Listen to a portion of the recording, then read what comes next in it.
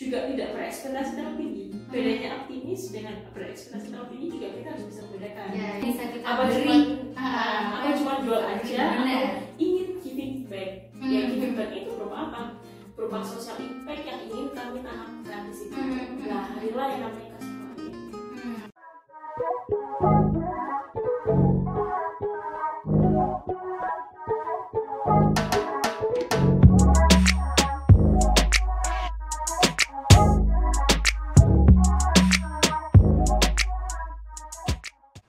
Assalamualaikum warahmatullahi wabarakatuh. Selamat datang di Inspiratalk by Arista Kreatif. Dan saya sebagai host ada Pipip. Nah, hari ini kita bakalan ngobrol inspiratif. Banyak banget ngobrol-ngobrol yang menginspirasi dengan perempuan yang tough, berani, punya mindset yang keren banget. Dan tentunya sekarang lagi membangun bisnis yang insya Allah bisa bermanfaat untuk banyak orang. Langsung aja kita sapa. Hari ini kita kedatangan Mbak Uli. Halo, assalamualaikum warahmatullahi wabarakatuh. Makasih banget diundang. Selamat datang di Inspiratalk dari Arista Kreatif ya Mbak. Anak muda. Mantap, anak muda kita anak muda emang ya. Nah, Mbak Uli, sebelum kita ngobrol-ngobrol banyak, aku pengen memperkenalkan Mbak Uli memperkenalkan diri ke teman-teman Arista. Oke. Ya, bagaimana keseharian Mbak Uli dan apa sih usaha Mbak Uli? Mungkin ada yang terinspirasi gitu. Oke, thank you sebelumnya. Jadi perkenalkan, nama saya Aulia dari Surabaya. Umur sih masih muda kayaknya ya, 26 tahun. Masih muda lah kita. Tentu. Nah, kalau saat ini sih kesibukan tentu membangun usaha brand.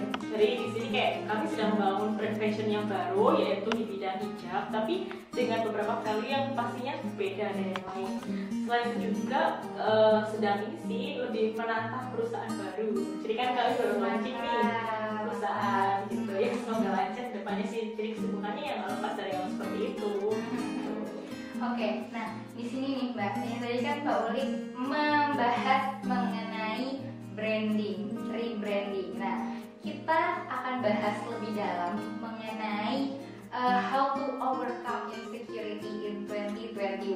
Jadi emang agak berat ya, agak berat tapi santai aja, kita bahas santai aja. Nah, di sini aku pengen tahu aja nih, dari Mbak Uli sendiri kan akan menuju 2021. Bagaimana Mbak Uli, cara Mbak Uli untuk overcome insecurity untuk nge-rebranding brand barunya Mbak Uli? Oke, jadi brand aku sendiri ini tentang hijab. Tapi di sini value yang kita tanamkan itu yaitu hijab yang menanamkan rasa confidence kepada pemiliknya. Mantap. Oke, jadi dari permasalahan yang pertama kita ketahui yaitu insecurity yang terjadi pada woman. Jadi kayak di gender ini tuh kayak banyak banget wanita yang mengalami permasalahan di quarter life crisis mereka. Yes. Apalagi usia selalu kuliah gitu kan. Iya. Kayak how to find ourselves gitu. Yang kadang orang susah banget untuk mengidentifikasikan siapa mereka.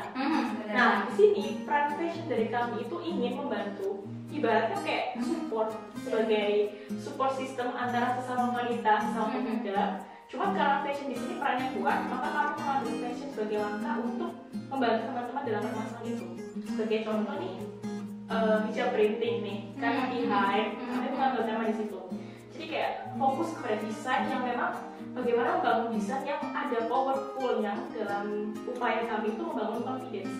Jadi kekuatan desainnya seperti apa, colorsnya seperti apa, terus juga menuju kayak patternnya yang memang sudah mulai konsep bagaimana trend center dari fashion di tahun 2021. Jadi kayak ingin perbarui banyak hal yang sekiranya hijab ini nggak hanya sifatnya impulsif, tapi ingin yang membangun dari segi kemanfaatan baik secara sosial, morality, ataupun social experience lainnya. Jadi kayak hijab itu bukan sebagai fashion aja, sebagai tren, tapi sebagai identitinya kita semua gitu loh. Yes, berarti hijab ini yang nanti akan membawa how to women overcome their insecurity gitu ya Mbak ya?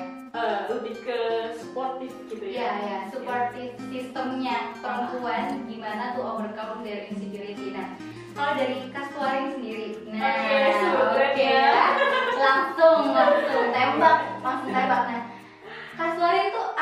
Mbak sebenarnya Mbak. Oke. Jadi customer itu berasal dari awalnya kita bingung ngasih nama gitu kan, dari nama brand lama ke brand baru. Itu 1 tahun. Jadi kayak we need 1 year to build what a good name for us gitu kan. Untuk membagi kemanfaatan yang luas itu. Nah, customer sendiri itu kayak hal yang tiba-tiba nemu tapi nggak tahu awalnya filosofinya apa. Tapi ya namanya punya usut ya udah dibikin nama aja, pokoknya customerin gitu. Artinya itu sebagai suatu singkatan. C-nya itu confidence, A-nya authentic, S-nya smart, B-nya itu trustworthy, U-nya unik, yang tentu akhirnya itu adalah endurable.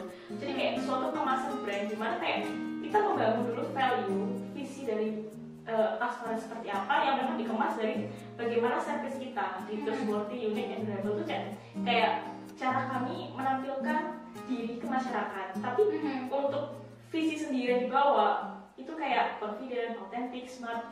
Jadi kayak ibarat brand itu adalah sebuah promise dari sebuah perusahaan yang harus dideliver ke masyarakat. Jadi kayak kami berani menggunakan nama seperti itu karena ya really want to build what a confidence, what a good good mindset to people, especially for women, lebih ke seperti itu. Nah, dari Mbak Uli brand lama nih menuju ke Kastwarin, itu pasti ada perjalanan insecurity yang Mbak Uli rasakan, ya nggak sih Mbak? Oke. Itu seperti apa ya? Seperti apa hingga akhirnya Mbak Uli memilih untuk oke nih, dari sini aku harus membawa si brand lamaku, boleh sebut ya brand lamanya Aulia Hijab, berubah nama, dan how to overcome Mbak Uli dengan insecurity Mbak Uli dari yang awal Aulia Hijab terus berubah nama. Oh, ini pertanyaan bukan tentang penyebab insecurity-nya ya, tapi kenapa kok saya merubah brand? Yes. Jadi dari Aulia sendiri awalnya kan I haven't thought about what a value, what my goals. Jadi kayak still confused in that way. Jadi kayak ketika sudah mengetahui bagaimana ilmu bisnis itu, kita sadar bahwa bisnis itu suatu kendaraan. Nah, saya merasa kayak di Aulia sendiri itu aku belum menemukan pribadi aku. Tapi ketika aku merasa bahwa bisnis itu suatu kendaraan yang akan mengantarkan kita dari suatu tempat ke tempat lain, kita harus menemukan what a goal. Nah, karena waktu itu brand lama merasa kayak hanya jualan, dapat duit, dapat keuntungan dan sebagainya, kayak merasa terlalu banyak pemain yang sama, terlalu banyak brand yang similar, apalagi hijab. Di sini maka dengan adanya Kastwarin itu dengan different concept yang memang aku ingin mengaktualisasikan diri. Ibarat manusia kan ketika mereka menyadari bagaimana peran mereka, siapa mereka di dunia ini, mereka menyadari mereka harus apa, kan tugas kita yaitu mengaktualisasikan, like elevation kan. Nah, pengennya seperti itu. Jadi biar lebih terasa antara manfaatnya, apa yang kita deliver, apa yang ingin kita peroleh, baik diri sendiri maupun orang lain. Akhirnya dituliskan Kastwarin. Kayak terkait bagaimana security, sebenarnya sih security lebih merasa kalau dengan brand yang sama tidak punya perbedaan, itu kayaknya semua itu ya sudah gitu aja. Jadi kayak ingin lebih menunjukkan kemanfaatan ini dan berbagi. Ibaratnya pembeli kita tuh ya, mereka sudah bersedia bayar kan. Terus kalau semua mereka cuma menerima hijab tanpa manfaat lebih, aku kira ya kenapa nggak dikasih lebih aja. Jadi kayak ibarat sekarang itu ada yang namanya the importance of giving back.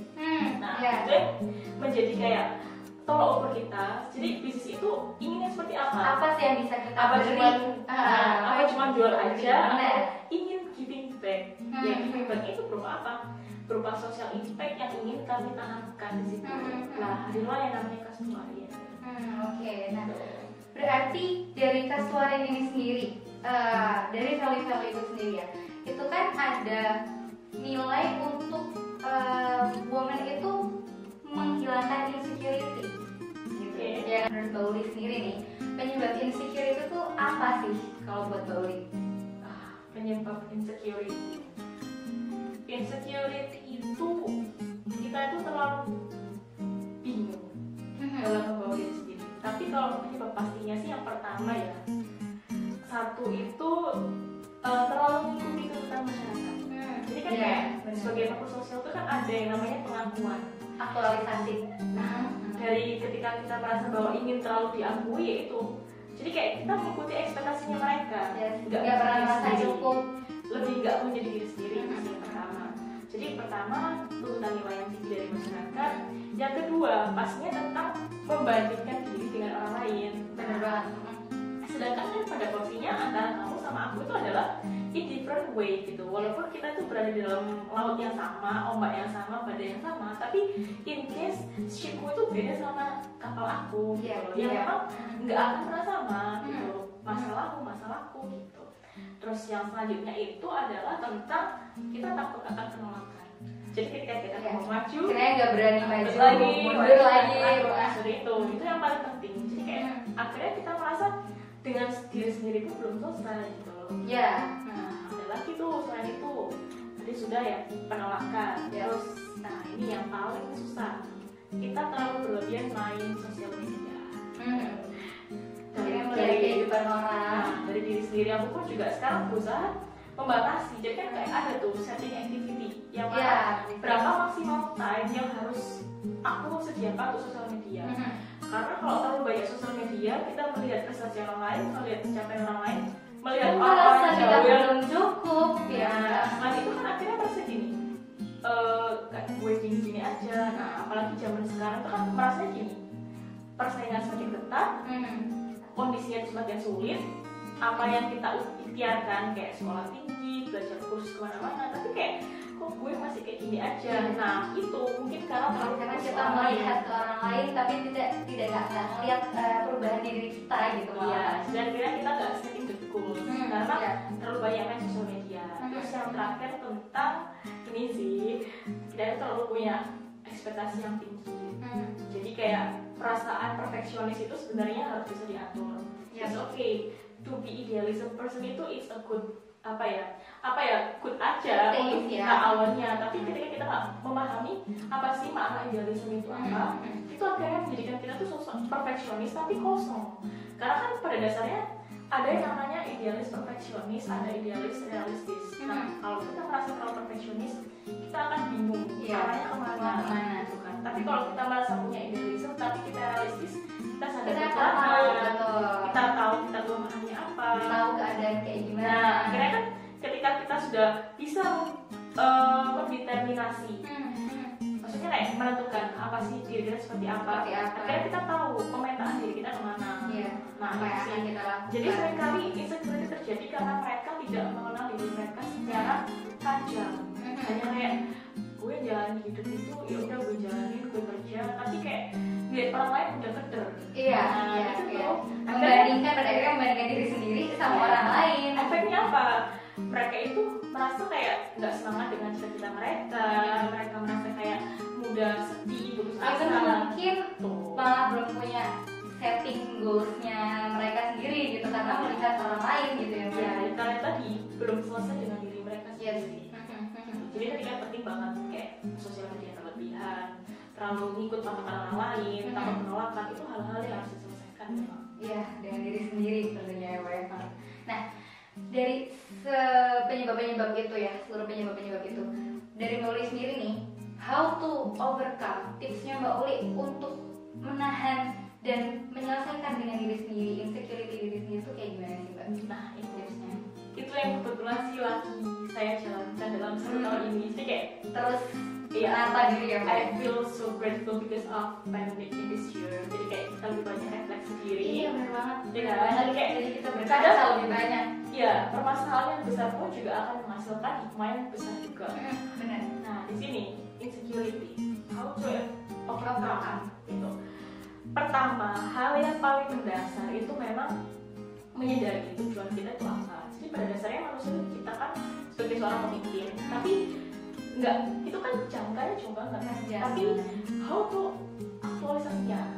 Yang kedua itu tentang bermanfaat yang setinggi-tingginya sebetulnya. Itu sih kayak secara umum. Tapi kalau untuk bahasan yang secara khususnya how to overcome insecurity, yang pertama kalau aku pribadi tentang self compassion. Jadi kayak menyayangi diri sendiri itu sebenarnya nggak hanya sekedar menyayangi diri sendiri, karena kan banyak terjadi kayak bias antara self love, self care, self esteem. Ya kayak kadang kita bingung bagaimana menempatkan posisi itu. Kalau menurut saya nih self compassion seperti apa? Jadi kayak kita itu hidup itu sebenarnya sama. Pipit, saya, kita punya masalah dan penderitaan yang itu kayak sifatnya kayak gitu ya, kayak datang baru atau enggak bergantian. Nah, belum lagi kayak hal-hal dari hati yang kadang belum selesai gitu ya. Jadi kayak bagaimana kita tuh menyadari kayak kondisi penderitaan kita, kayaknya lebih banyak ya. Terus kayak apa permasalahan kita, yang lain belum tercapai. Yang sebenarnya tiap orang tuh beda-beda gitu ya, Mbak. Kita sadari dulu kekurangan. Nah, setelah itu kita ingat, oh iya ada namanya self kindness gitu. Jadi ketika kita merasa bahwa itu suatu permasalahan, ngelihatnya cuma suatu permasalahan, tapi kayak ini kan aku sebagai manusia emang nggak sempurna gitu kan. Tapi bukan berarti perjalanan itu kayak stuck. Apalagi ngeliat orang tua gitu kan, kita bisa kayak gini, atau kayak gitu. Jadi kayak self compassion tuh merasa bahwa kita menyayangi diri sendiri tuh kayak oke, aku berdamai, aku punya kekurangan ini, tapi aku punya peluang ini dan aku bisa bertumbuh. Nah, akhirnya kita merasa oke, gini, kita ke arah sumbu positif tuh. Nah, selain itu ada namanya self kindness, di mana kita tuh melihat kebaikan untuk diri sendiri. Jadi kayak gak zolim. Soalnya kayak aku contohnya aku, kenapa? Mungkin orang akan menilai tentang lu pendek, tapi menurut aku it's a special thing that God given to me gitu. Jadi kayak akhirnya aku merasa bahwa aku nggak pernah sadar bahwa aku pendek. Grateful ya Pak ya. Karena aku merasa aku selesai dengan permasalahan itu.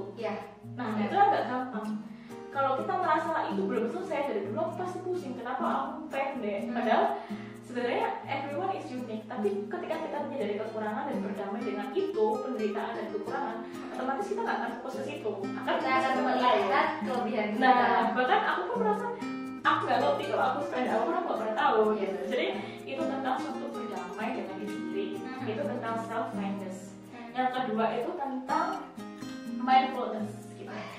Jadi kayak I think mindfulness is a beautiful word that we have to know what the origin gitu. Originnya itu adalah tentang suatu kesadaran bahwa kita itu manusia, itu memang tidak akan merasa pernah sadar menyadari bahwa memang Tuhan menciptakan kita itu sepaket kekurangan dengan kelebihan, sepaket kesulitan dengan kemudahannya. Jadi adanya mindfulness itu sebagai tolak ukurnya seperti ini. Kalau gue punya kekurangan ini, gue sadar, tapi yang pasti cara aku menunjukkan itu again. Jadi kayak mereka itu adalah hal-hal yang tampak luar itu hampir sama, tapi sebenarnya itu beda, meaningnya beda. Baru yang terakhir ini adalah tentang imperfection acceptance. Ini yang paling berat, karena kalau kita nggak memahami tentang imperfection acceptance, terus kita melihat orang lain kayak ada tuh, aku pernah lihat yang namanya quotes 4G. Goal, terus habis itu growing and glowing. Nah, growingnya dua kali ya? Growing and glowing. Oh, glowing, oke. Nah, sekarang kan memang lagi kondisi seperti itu tuh. Jadi kayak kalau nggak glowing nggak keren, kalau gue nggak cantik nggak keren, nggak keren. It's okay, tapi it's not to be okay akhirnya kan? Padahal sebenarnya fine aja sih. It's fine. Glowing ya. It's fine. Tapi kita pun juga harus punya pandangan bahwa untuk itu semua kita perlu perbaikan. Nah, makanya ketika kita mengalami kesadaran akan kekurangan, tapi kita juga mengalami bahwa kita manusia. Akhirnya kita ketika sudah selesai dengan diri sendiri, kita menentukan mendeterminasi sih kayak lo mau kemana, tujuan orang lain. Ternyata kamu sadar, oh aku ternyata punya pribadi yang cara cenderungnya seperti ini, kesukaannya ini, inginnya sebenarnya ini, pinginnya seperti ini. Nah, akhirnya kan udah menemukan tuh, tinggal membangun mindset aja. Akhirnya setelah kita tahu diri sendiri, akhirnya kita bisa gitu membangun diri dan membangun mindset kita sendiri, ya kan ya. Hingga akhirnya kita bisa overcome tuh si insecurity ini. Karena memang pertama banget yang harus diselesaikan itu kan dari diri sendiri. Kalau dari diri sendiri berdamai sudah, akhirnya kita punya mindset yang kuat. Karena gini ya, terkait self compassion itu ada yang namanya self care, self love, self esteem. Nah, kalau kita memiliki perasaan self compassion yang baik, otomatis self esteem kita baik. Kalau self esteem kita baik, akan melahirkan namanya confidence yang baik. Nanti orang yang memiliki baik belum tentu memiliki self compassion atau self love yang baik. Maka dari itu tipe dari bawah. Ya, Untuk overcome mengenal itu ya dari self compassion itu self love. Knowing yourself first. Ya, setelah kita mencintai diri sendiri, memahami kekurangan kelebihan, kita mulai self esteem. Gitu kan sekarang lagi gitu Ya, self esteem. Tapi kita kadang bingung bedanya. Apaan sih gitu? Kalau udah punya self esteem, kita nggak akan terlalu goyah dengan sekitar, karena pencapaian setiap orang itu nggak akan sama. Betul. Kalau udah punya yang namanya self esteem yang baik, confidence itu terbangun dengan sendirinya. Dengan confidence terbangun, muncullah perkembangan dari mindset kita itu akan berkembang dan nggak melulu tentang diri sendiri gitu ya, Mbak. Jadi self confidence itu jauh Ya, jadi kita harus tanam dari bawah. Benar-benar. Nah itu semua bisa terjadi baik apabila kita sudah selesai dengan diri sendiri dan memiliki mindset yang baik. Mantap banget lah. Nah, masuk nih kita. Tadi banyak banget kita membahas tentang growth mindset, ya Mbak ya. Iya. Dari self confidence, self esteem, self compassion, yang nantinya itu bisa akan menumbuhkan yang namanya itu growth mindset. Nah, kalau menurut Mbak Uli sendiri tuh apa sih growth mindset itu menurut Mbak Uli kayak gimana? Beli minum sudah. Oh, boleh. Silakan. Haus ya. Pertanyaannya tuh dari tadi tuh agak berat, jadi kita minum dulu ya, guys. Haus juga.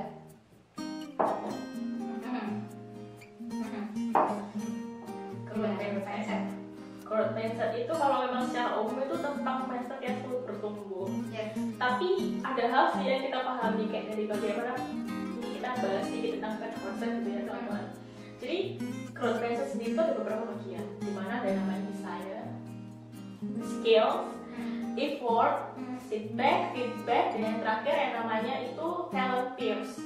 Yang mana dari hal-hal itu tadi itu bisa kita ukur. Jadi kayak ibarat SWOT tuh ada yang namanya weakness, strength, opportunity sama threat. Tapi di sini karena bahasnya growth mindset, kita pahami dulu tentang desire itu. Desire itu kayak apa sih keinginan kita tinggi itu kayak gimana.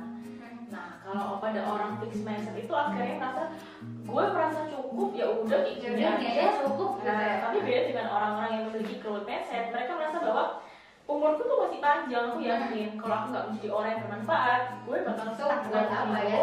ngapain gitu. Sayang kan usia gitu. Itu tentang desire gitu. Jadi kita kayak bisa menentukan dulu keinginannya seperti apa yang dari hati terdalam. Kedua tentang yang namanya skills. Nah, karena ketika kita memiliki desire tinggi itu kan kadang nggak seiring dengan skill yang bertumbuh. Nggak awalnya memang nggak seiring, tapi ketika kita memiliki skill yang bertumbuh itu seperti apa? Jadi dimana kita merasakan bahwa aku ingin jadi seorang pengusaha banyak kan, tapi aku nggak punya ilmunya, bingung nih. Nah, akhirnya ketika kita memiliki skill yang bertumbuh itu akan merasa bahwa aku butuh teman yang berusaha. Aku harus punya komunitas. Kita akan berusaha mencari dan mengembangkan itu ya. Punya komunitas, siap belajar, kayak akunnya follow yang bisnis, akhirnya kan jadi seiring. Nah, skill itu didapatkan dari bagaimana kita menempatkan diri itu di lingkungan yang membuat kita berkembang. Betul, ya udah sejalan dengan desire kita. Ya, karena skill itu seperti halnya perjalanan naik tangga kan. Mungkin sekarang kita masih di angka 2, angka 1, tapi it's okay. Yang penting mindsetnya ditata bahwa desire aku ingin seperti ini. Jadi akhirnya kan kayak persisten. Iya, benar-benar untuk menumbuhkan skill itu. Akhirnya ketika kita belajar untuk merasa bahwa harus punya skill yang bertahap, bertumbuh, nggak merasa kayak ayo udahlah, tapi masih bisa ikut kursus ini, masih bisa ikut ini, lah itu kan orang mau maju. Gitu. Akhirnya ketika mereka udah mengikuti itu, mulai punya skill, ya kan, muncullah tuh yang namanya effort. Nah, karena kayak gue udah ngalamin ini, kok rugi ya, kok kayaknya untungnya sedikit. Contoh kalau di dunia berusaha, kita kan akhirnya merasa gini, kalau orang fixed mindset apa nggak bakat ya?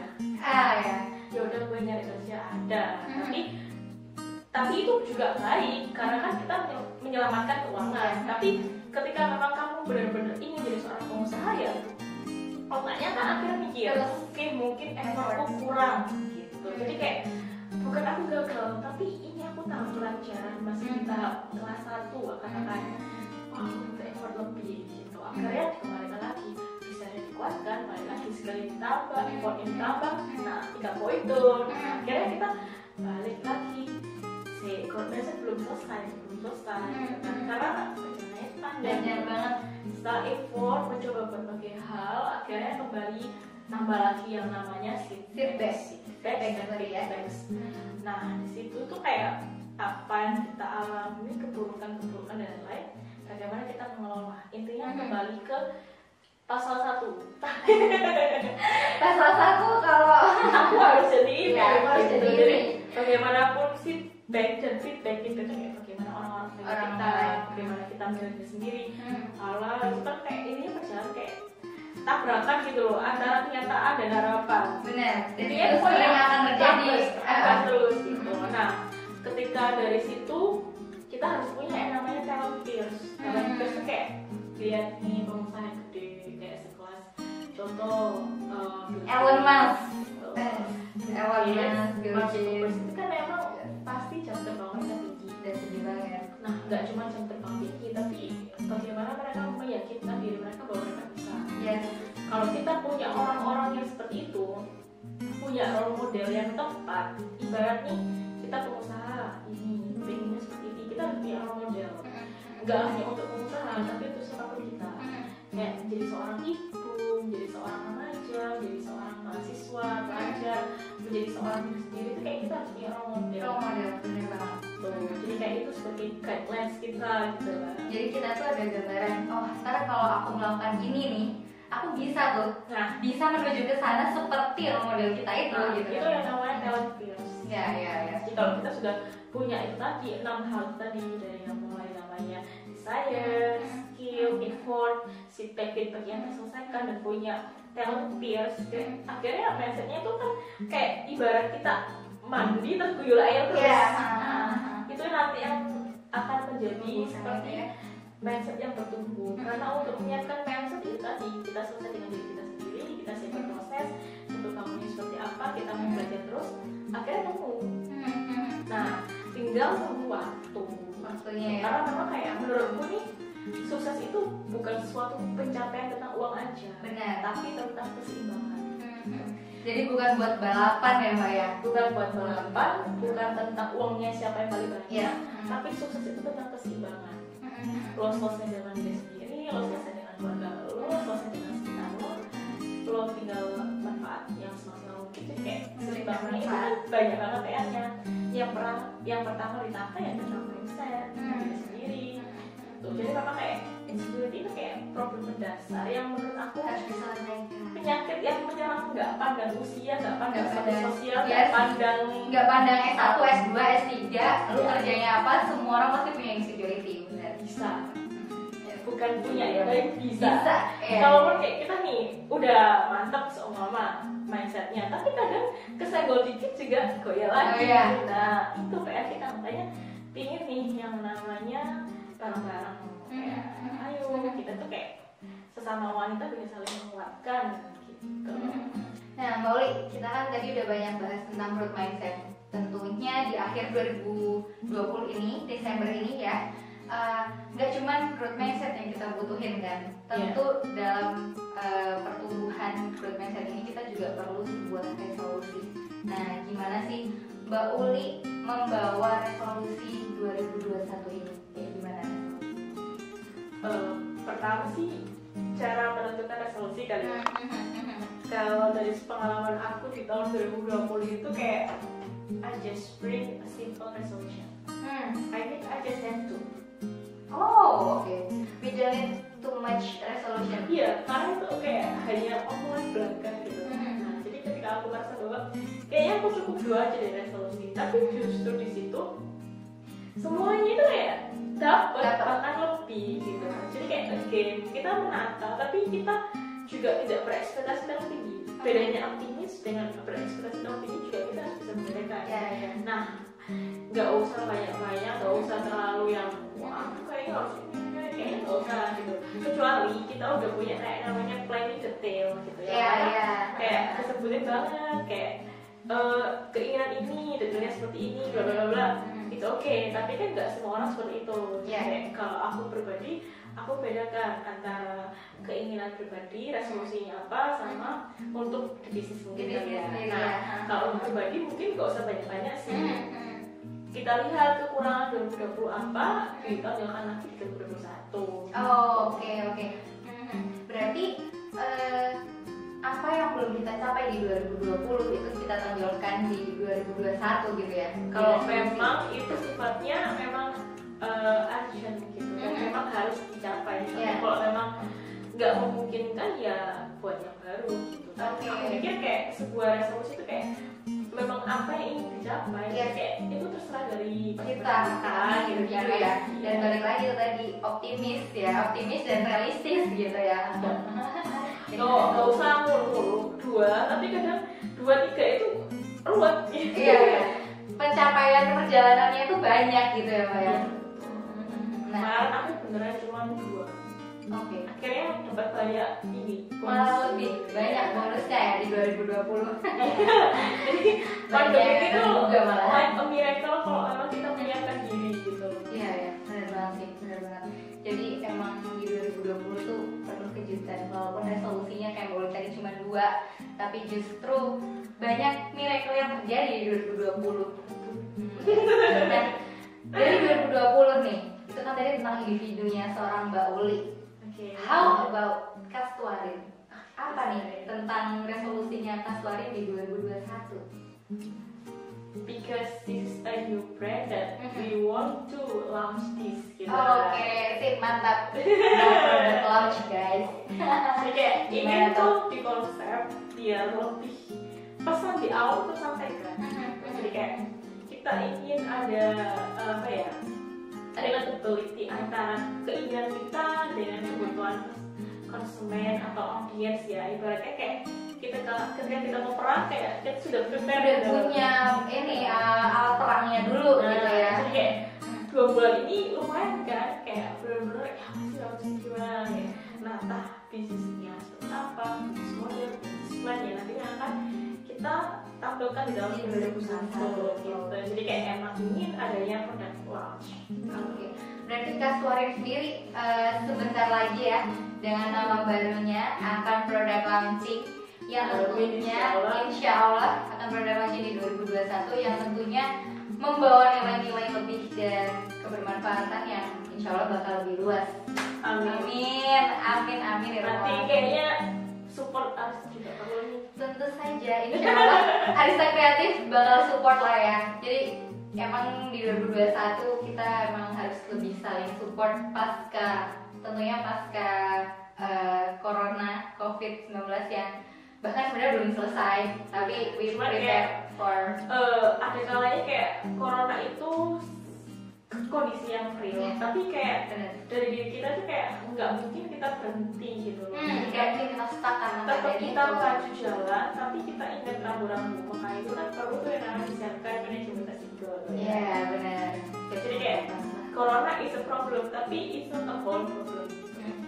Itu nggak cuma problemnya satu orang, tapi all in the world. Jadi emang kita mengalami itu semua. Nah, jadi teman-teman semuanya, teman-teman Arista Kreatif, tungguin ya produk launchingnya dari Kastwarin yang akan muncul di 2021 dan tentunya insya Allah akan disupport juga dengan Arista Kreatif. Nah, Mbak Uli, kita udah di penghujung acara. Kita udah ngobrol banyak banget, gak kerasa. Semoga apa yang kita obrolkan hari ini bisa benar-benar menumbuhkan growth mindsetnya teman-teman di luar sana dan juga bisa menginspirasi. Oke, thank you Mbak Uli buat waktunya sore ini. Semoga lancar Kastwarinnya, produk launchingnya makin menyebarkan value yang baik dan kebermanfaatan. Oke, teman-teman Arista Kreatif, kita akhiri dulu untuk Inspiratalk hari ini dan jangan lupa ya tonton, subscribe, like. Oke, sampai ketemu lagi di Inspiratalk next episode. Bye. Assalamualaikum warahmatullahi wabarakatuh.